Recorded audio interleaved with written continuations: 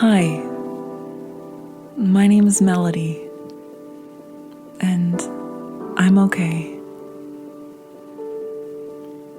In 2018, I was diagnosed with severe depression, and it changed everything. Even though I'm the same woman that I was before, I see the world differently. My dream in life is to be a public speaker. And this podcast is a way that I'm getting my voice out in the world. So on here, we're going to talk about mental health and the state of our world and just trying to find ourselves along the way. Your support means the world to me because it's literally making my dreams come true. So I hope that this is a place of healing, and I am so honored to journey with you. I am so honored to journey with you. Hello, everyone. Thank you for joining me for another podcast. This week, I talked to maybe 6 people about their experience of body shame and coming into loving their bodies. And the people I interviewed were of varying sizes. But a helpful disclaimer is that none of us would be classified as obese. And so at the end of the podcast, I will be giving you some resources and people that inspire me who are obese and their whole perspective on body positivity. And I just think that's an important disclaimer because a very thin person's experience of body positivity, a medium-sized person and a large-sized person, where all of our experiences are going to look a bit different. And I just wanted to put that up front. And also that I am not speaking from a place of whole loving relationship with my body. I am at a stage in life where I'm really, really struggling to love my body as it is. And I thought a lot about, can I even do this podcast? Because can I do a podcast on body positivity when I am not positive about my body? And I thought about how most of the speakers that I listen to and that are maybe in mainstream media are people who are experts on a subject, that they've mastered something, and they're speaking from that place. And I also find it really valuable and also quite rare when people share about a struggle that they are currently in the middle of. I hear people talking about, now I'm sober. Now, like, I haven't done drugs. Talking about my past and how I came out of that. And it's really inspirational. But I don't hear a lot of people going on stage and saying, I am currently using drugs. I am currently addicted to sleeping with prostitutes. We don't talk about publicly about the things we're currently struggling with. So I think that there's a place for that too, because I have benefited from the few times people have done that.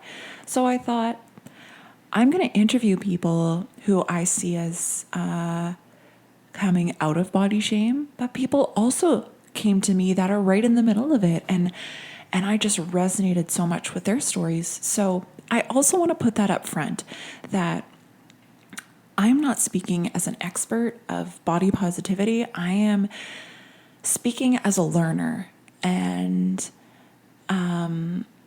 someone that wants to change my perspective. So, just a quick thank you to everybody that reached out to me this week. I am so undone by the emails I received. People sharing really, really personal things.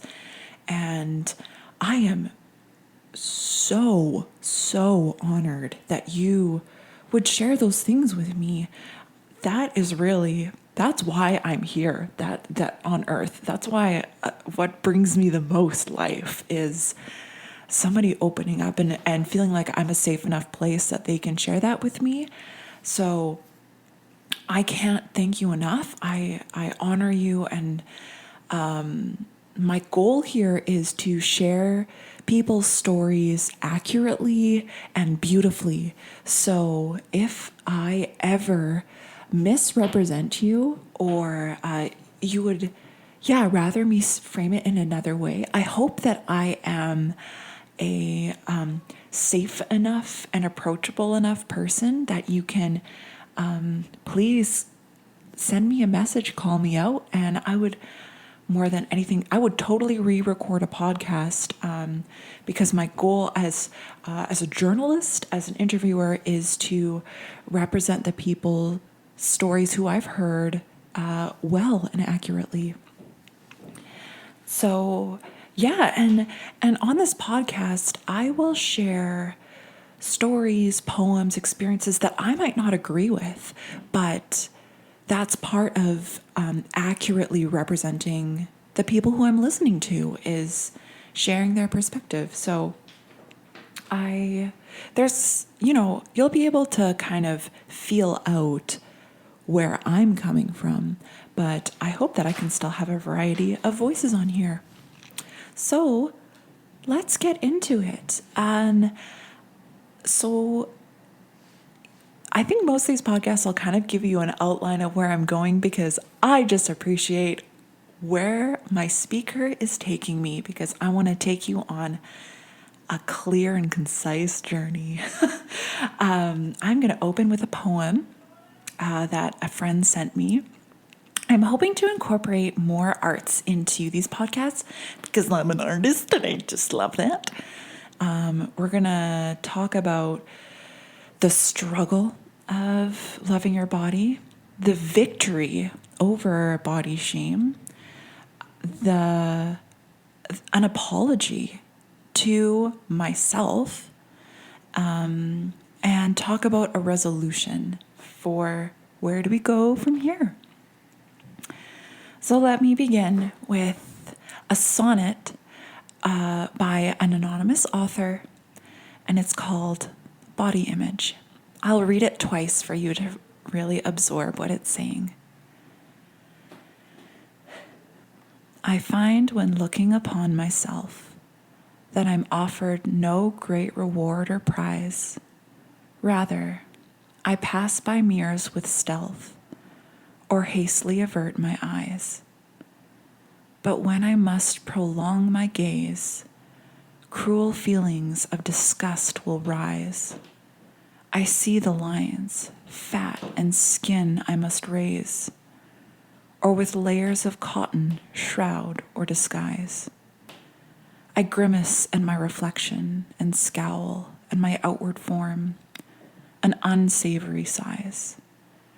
From what I desire, which is ever more foul, yet I yearn for it, that which God would chastise. What will it take for me to abate the fiery rain of my own self-hate?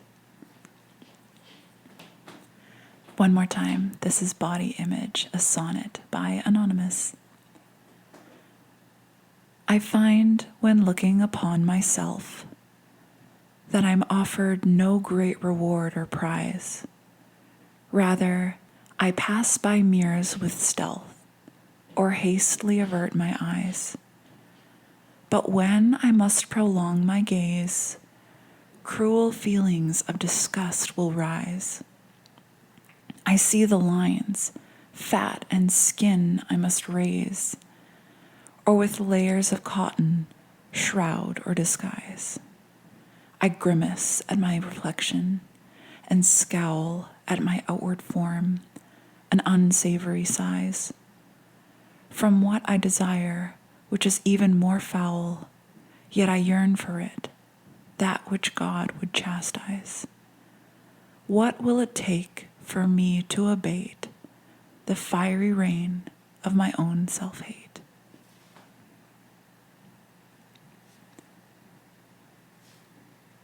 Thank you so much to that author for sending that in to me. If you ever have art, poetry, a song that you want me to include in my podcast, email me, message me, DM me. I would so love that. So let's talk about the struggle. Most of the stories I'm going to share today are anonymous because they're deeply personal.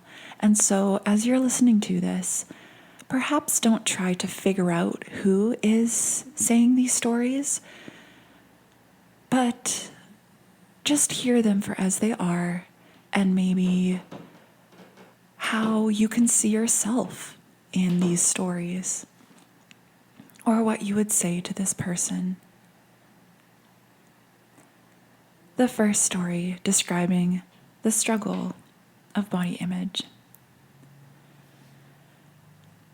I have a very vivid memory from when I was 3 or 4, looking down at my stomach and seeing that it was bigger than other kids my age.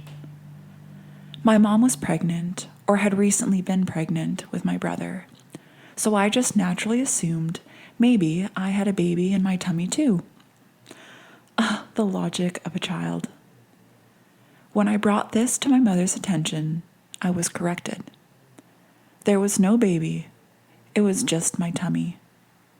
From there, it's been a 20-year journey of loathing and learning to love this body I inhabit.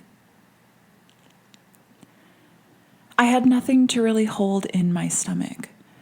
My mom would make me layer camisoles under my t-shirts to try and smooth everything out. But I still saw, and I hated it. I wanted so bad to be normal, to look like the cute girls in my grade who were petite and fit their clothes well. I was large and gawky, and I couldn't stop seeing the flaws. I have another anonymous story. When I was a kid, I was skinny and not strong, and since I had older siblings, I didn't learn a lot of hands-on skills. In my family, this wasn't to do with gender, but just the fact that I was the weakest in my family. It seemed like an innocent enough thing to not learn how to fix a bike or lubricate a push mower. But as an adult, I've realized that it's left me with a profound lack of embodiment. My usefulness is almost entirely in the realm of the mind, and I hate how this buys into age-old notions of dualism. Both of these stories have some form of resolution, and I will be sharing that in the second part of this podcast. And I will share a bit of my story.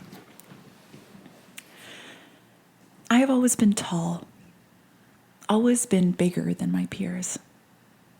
I started, as my grandma said, to develop in grade 1. In grade 4, I started to see stretch marks on my thighs and hips.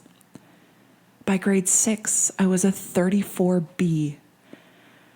I look back at pictures of myself in middle school, and I was thin. But I always saw myself as chubby because I had more curves than my peers. In the middle of high school, I stopped getting my period and was diagnosed with polycystic ovarian syndrome. Side effects of this are dark facial hair, acne, and weight gain. Woohoo! Best thing ever to have. My doctor measured my BMI and said I should lose some weight. 5 years later, I lost the weight. I felt great and would get daily compliments about how good my body looked. Then my life fell apart, and since then I've gained all the weight back, and the compliments have stopped. It's really hard to love myself when I can't fit in my clothes anymore. It's hard to love myself when people complimented me and literally admired me more when I was skinny. It's pretty embarrassing to have so many people applaud you for looking one way. And then 2 years later, you go back to how you were before and the applause stops. I'm afraid of seeing people I used to know because I don't want them thinking, oh, she's fat again, or pitying me for gaining weight. It's humiliating, and I isolate myself. I hide at the grocery store, and I don't make eye contact. I wear black because maybe they won't see how fat I've become. I want to cry because if what I just said was the narrative of my future daughter, it would break my heart.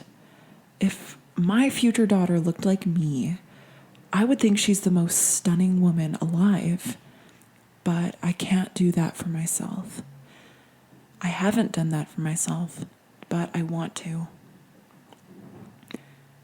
Where did this narrative of fat shaming begin? Who told it to us? What can we remember an exact post, a video that produced shame about your body? I can think of that moment in the doctor's office where I was weighed and told, you need to lose weight. With my dark facial hair and abdomen hair, I can think of a time where I went to a hormone specialist and I knew that they would be looking at my body, so I deliberately shaved everything. And the doctor only looked at my stomach and said right away, oh yeah, I can see that you have hair there, so that's a sign that you have PCOS. And it was pretty matter of fact, but to me, it was really embarrassing because I was like, oh, I just shaved to try and hide my stomach hair. And even then, you can still tell. So no matter how hard I try to hide this insecurity, you can still see it. So there's tons of small stories that have happened to us as kids that can contribute to body shame. And yeah, I'm starting to explore and try and remember what those are. Brené Brown talks about shame being this internal thing that we keep quiet, but you have to let people in. You need to be vulnerable to overcome shame and develop courage and self-love. I also think about that, as I will probably always tie grief back into my podcast. I think I need to grieve that I don't look like what media tells me to or what I wanted to. And being honest that I will never be that thin Pinterest model. And I have to let that desire die. I have to acknowledge that that's a desire and come to terms, that needs to die because it's not going to happen for me, and grieve its death, and then embrace the beautiful woman that I am right now. So, already, let's move on to the victory. I think this is going to be a shorter podcast today. There are some really, really beautiful stories that people have shared with me. Let's start with My friend, my longest childhood friend, Jana, she said this. After I gave birth to Zara, I was the heaviest, roly-poliest, stretch marks and everything, but looking in the mirror, I couldn't help but feel joy. My body created Zara. It grew her for 9 months, took everything it needed, and then she came out of it. But that's when I started looking at my body differently.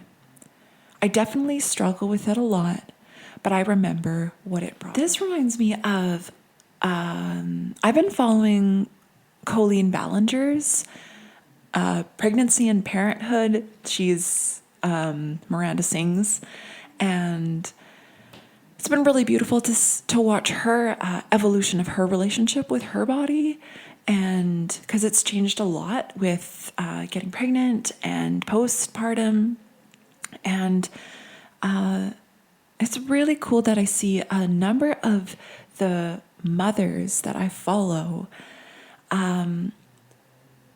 have a healing relationship with their bodies after they have a child, because like Jana said, that their bodies, there's stretch marks, there's rolls, and what society would say that's not beautiful, but they have this, they love their body more than ever because it has created another human being that they love to death. And I love that so much.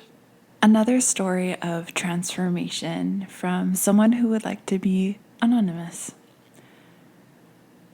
I want to tell you a few things that have been instrumental in reshaping that image, so I can honestly say that most days I love my body. I discovered encouraging communities of people willing to hold me as I found my way into my body. These communities are rare, and I know myself to be incredibly lucky to have stumbled across several of them through karate, running, swing dancing, and now biking. Having genuine and true moral support from people who love me for so much more than my body, but who also love my body with me, has been life-changing.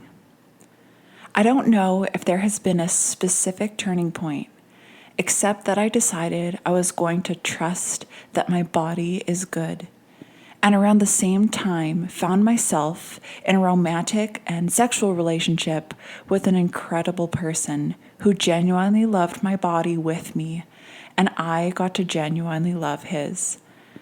There was something really sacred about experiencing sexual intimacy with someone who had such reverence for human bodies.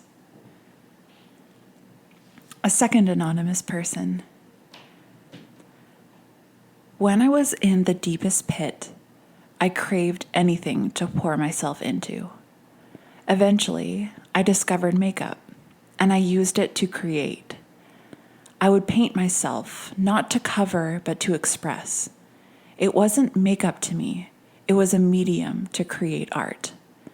The most healing pieces of makeup I got were lipsticks, in every and any color I could get.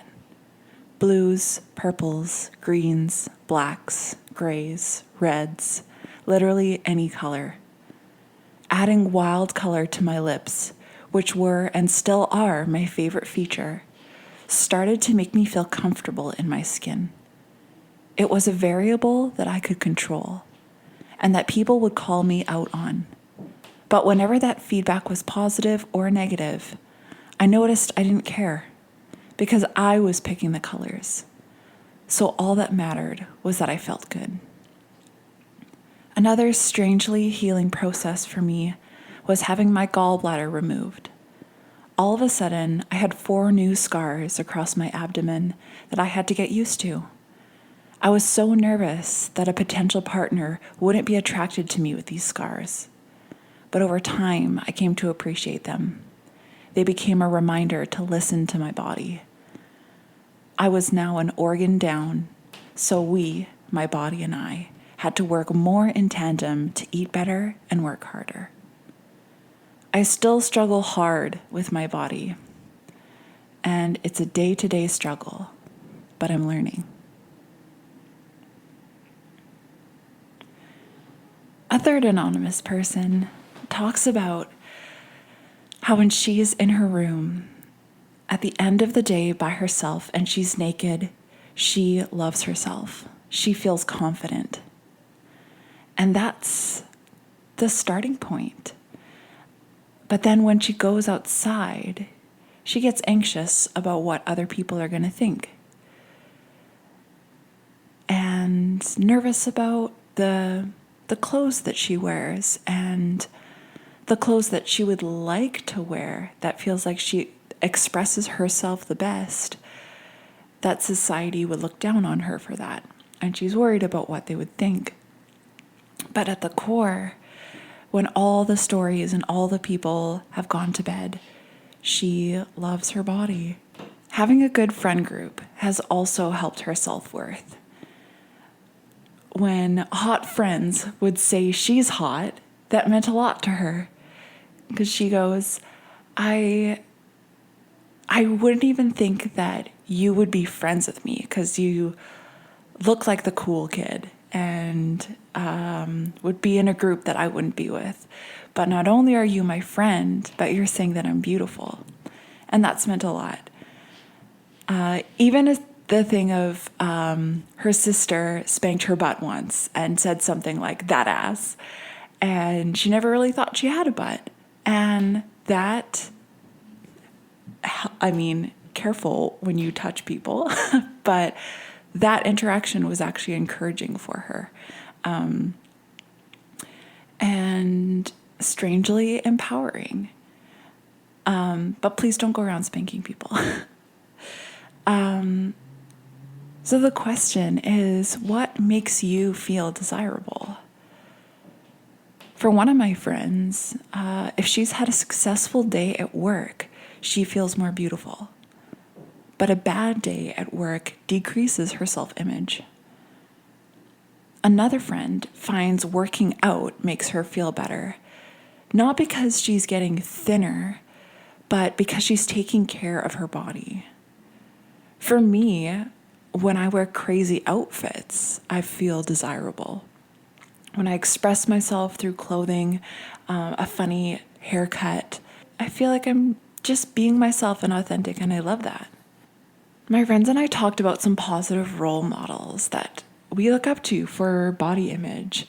The first person was Lizzo, and we talked about the outfit she wore to an NBA game and her album cover. And my friend likes to say a quote from Rob Bell that I think I've said in another podcast: liberation will always be disruptive. And we see Lizzo in that light, that she is liberating plus-size people to wear whatever the hell you want and be free to show off your beautiful body as you feel comfortable doing. And Lizzo is liberated, but it's disrupting these people that are just deeply uncomfortable with that, and I love it. My other friend said she was surprised by the thirst comments on Lizzo's photos, that she was expecting a bunch of body positive activists to be commenting and celebrating Lizzo's confidence, but there's also, like, people just think she's sexy. And that's real, and that kind of leads into the next thing that's been really encouraging is we watched as a group of women the Savage X Fenty fashion show, Rihanna's lingerie fashion show, and it's on Amazon Video, Amazon Prime thing. It's incredible to see all shapes and sizes, varying abilities in this empowered, embodied lingerie show. I was looking at women that are bigger than me and saying they're stunning, or women that looked like me and saying, oh, she's stunning. And it was partially how they walked and carried themselves, that when you carry yourself with confidence, that the audience couldn't help but see you that way. What struck me about that fashion show was it was so, how do I say it, celebrated the female body and female sexuality without it being like this horny, pornographic, like other lingerie advertising is like appealing to this raging hormonal male gaze, like heterosexual male gaze. And this Savage X Fenty show, just, there was none of that. Like the type of men that would watch the Victoria's Secret fashion show would feel deeply, I think, uncomfortable watching this one, because it's just female sexuality and the female body liberated to embrace your curves and your beauty, but not in this like crass sexual way, but in this embodied sexual. It's so hard to describe, but I just felt so excited to be a woman and to have my body after watching that show. And Jamila Jamil is an incredible activist on Twitter. She is constantly calling out companies that are advertising unhealthy vitamins, eating habits. She used to have an eating disorder and so has trauma and experience from that. And she just calls people out, and it's wonderful. She's also started the I Weigh campaign or page that you can follow on Instagram, where people post, people of all genders, abilities, races, ages, post pictures of themselves and write all over the photo how they weigh, but not in a number, like other ways that they have value and weight. So being a sister, whatever, however they want to define themselves. So that's another really encouraging social media page. On Instagram, there's someone called, it's an anonymous page called Your Fat Friend. And that is from someone who is, does she describe herself as very fat or like obese? She uses like, she's not afraid of the word fat. And really, really eye-opening to how she calls them straight-sized people like myself who can fit into kind of the normal like department store clothing sizes. Things that straight-sized people are just totally unaware of in the plus-size world. And I highly, highly recommend her page. And she fills out this body positive. She's not even focused on body positivity, but more dismantling fat shaming. And so that's a whole other conversation that this episode is really, really lacking. I wasn't able to interview, like I said at the beginning, people that were obese, and I would really like to hear that side. And she is, this anonymous person has fully embraced the term fat. She thinks it's a neutral term. And so there's just so much to learn from her. I believe she also has a Twitter account. And The Birds Papaya is another Instagram account that a beautiful woman who's had kids and talks about her stretch marks and is another great body positivity role model. And if people have more people like figures that they look up to on Instagram or Twitter. I would love to start a feed and people just comment and tag your people that you look up to, because that's the kind of community I want to surround myself with, is diverse and body positive people. So as we're sort of wrapping up, the next part is called the apology.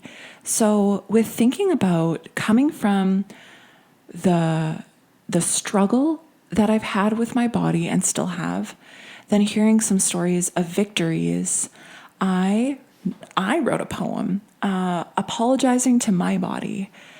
And yeah, it's a poem, and it also is sort of an anthem or a song of reconciliation. How to love the body which I evolved into. Thousands of years of coincidence and happenings have resulted in me, a biological miracle. And yet I hate myself. A body which has changed lives, made soup, embraced the broken, and yet I hate myself. A body so beautiful, young, and strong, and yet I hate myself. The stomach that keeps me alive, I hate it. The gut that drives my wisdom, I hate it. The neck that holds up my head, I hate it. And I apologize.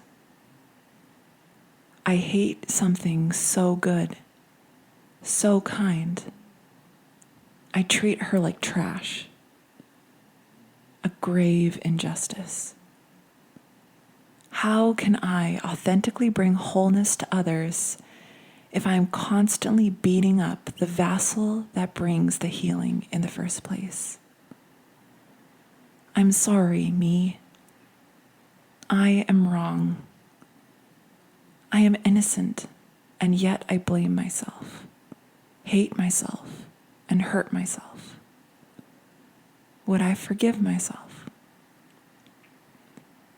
I hear a voice say, I'm still here.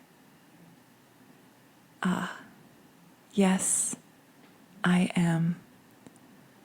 No matter how terribly I treat myself, I am always there. My body is the most faithful part of me. I love you, body. I'm so sorry. I know, I say. I know.